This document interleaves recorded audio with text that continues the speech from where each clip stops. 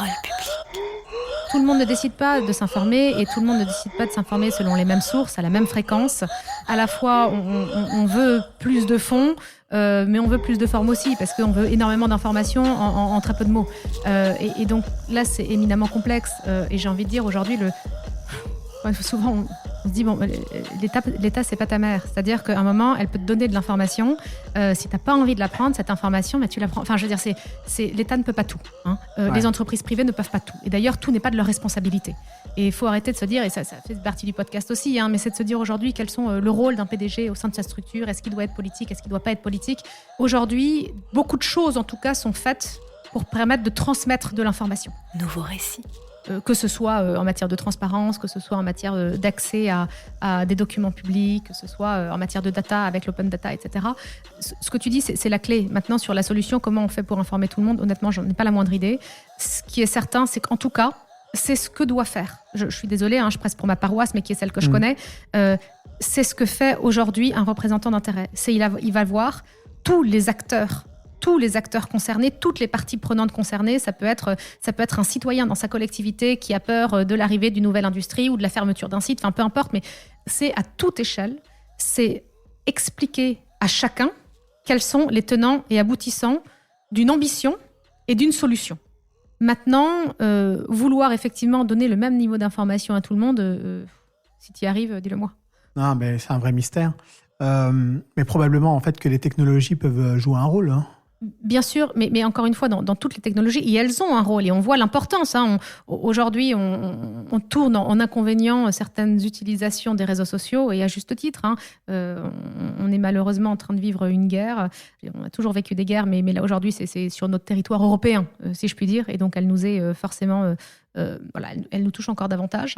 On voit l'importance des réseaux sociaux. Évidemment que les réseaux sociaux ont accéléré des choses. Évidemment que les nouveaux médias ont permis de transmettre de l'information. Encore une fois, rien, malheureusement ou heureusement, n'est noir ou blanc, positif ou négatif.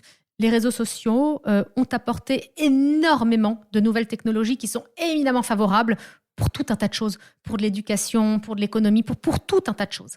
Et évidemment, avec ça, et comme chaque avantage, il y a aussi des inconvénients. Les réseaux sociaux, aujourd'hui, sont des plateformes de trolls, de fake news, qui évidemment font mal à notre démocratie. Mais il y a autant de positifs que de négatifs, et tout dépend de ce qu'on essaye d'y trouver ou de la manière dont on souhaite y contribuer. Est-ce que tu peux faire un distinguo entre ce que représentent ou ce qu'est les affaires publiques et ce qu'est les relations publiques? Alors, c'est un sujet assez complexe parce qu'aujourd'hui... il y a tout un tas de termes qui, finalement, identifient un peu la même chose. Les affaires publiques, ça prend un petit peu la globalité de ce pont, finalement, entre tous secteurs confondus. Et quand on parle généralement, mais ça, encore une fois, et puis c'est propre à la France aussi, puis ça dépend encore des marchés, les relations publiques, on va parler plutôt de communication extérieure, de communication grand public. Les affaires publiques ont un côté un petit peu plus institutionnel, si je puis dire. C'est qu'on peut faire des relations publiques sans jamais parler aux institutions. On peut difficilement faire des affaires publiques sans jamais parler aux décideurs politiques. Je ne sais pas si je réponds à ta question, mais je crois que je n'ai pas la réponse tranchée, en tout cas. Ouais. Et Mavence a été créée donc il y a 10 ans. Alors, Mavence fête ses 10 ans cette année, absolument. Joyeux anniversaire. Merci. Elle s'écrit effectivement à l'initiative de Jason Decor, hein, donc, qui est le fondateur et CEO du groupe Mavence, parce qu'aujourd'hui, je crois qu'on a le droit de dire qu'on est un groupe.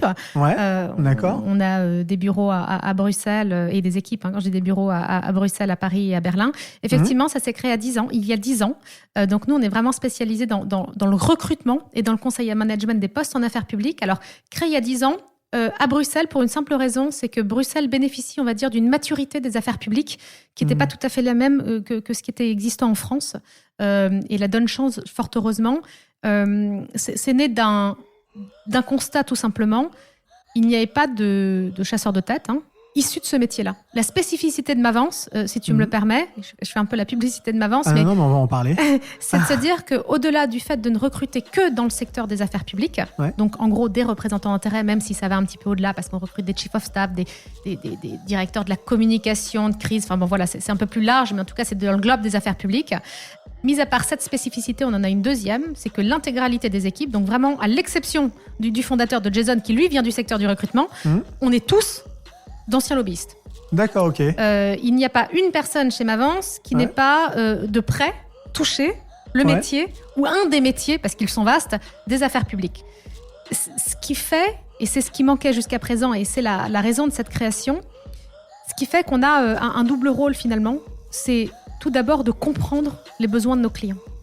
C'est comprendre quels sont leurs objectifs pour traduire leurs objectifs business ou développement en objectifs affaires publiques. Et ensuite, d'aller chercher le bon profil pour répondre à ces bonnes questions. Mais pourquoi il manquait cette spécialisation dans le domaine du recrutement ? Mais parce que les affaires publiques sont un métier qui sont en continuelle transformation. Et on le disait, il n'y avait pas de formation d'ailleurs pour devenir lobbyiste. C'est quelque chose qui se faisait de manière un petit peu empirique. Et donc tout simplement, je pense qu'il y a des cabinets de recrutement aujourd'hui qui font un petit peu d'affaires publiques, mais sans eux-mêmes connaître de l'intérieur, si je puis dire, le métier, et donc sans connaître les différenciations qu'il y a. Si tu veux, nous on a été tous frappés, quand je parlais avec mes collègues, on a tous été chassés à l'époque, quand on était lobbyiste, certains le sont toujours. On a été chassés pour des postes qui clairement ne correspondaient ni à ce qu'on savait faire, ni à ce qu'on avait envie de faire. Et aujourd'hui, l'intérêt, c'est ça, c'est en étant nous-mêmes d'anciens représentants d'intérêt. C'est quoi les exemples ? En gros, c'est pour être un bon directeur des affaires publiques, il faut avoir fait l'ENA. Non, c'est une hérésie. Alors, ça ne veut pas dire qu'il ne faut pas avoir fait l'ENA. Et on peut tout à fait avoir fait l'ENA et être un très bon lobbyiste. Mais ce que je veux dire, c'est que... Ou alors, c'est de dire, il faut un collaborateur parlementaire. Comme dans tout métier, il y a des bons et il y a des mauvais collaborateurs parlementaires.